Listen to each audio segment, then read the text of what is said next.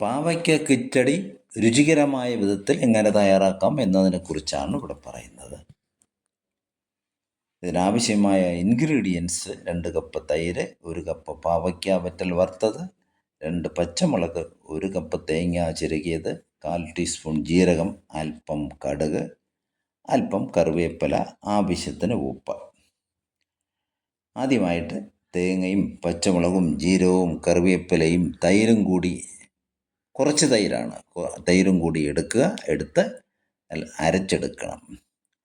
അരച്ചെടുത്ത് തീരാറാവുമ്പോൾ അല്ലെങ്കിൽ അവസാനിക്കാറാവുമ്പോഴത്തേക്ക് കടുകിട്ട് ഒരടി അടിച്ചെടുത്താൽ മതി.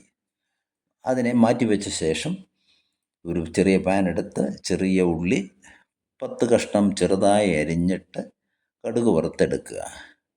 അതിനുശേഷം ഈ കടുക് വറുത്തതും പാവയ്ക്ക വറ്റൽ വറുത്തെടുത്തതും കൂടി ഈ അരപ്പിലിട്ട്, അതിനുശേഷം ബാക്കിയിരിക്കുന്ന തൈര്, ഏകദേശം 1-1.5 കപ്പ് കാണും, ആ തൈരും കൂടെ ഇട്ട് നല്ലവണ്ണം ഒന്ന് മിക്സ് ചെയ്തതിന് ശേഷം അടുപ്പിൽ വെച്ച് ഒന്ന് ചൂടാക്കുക.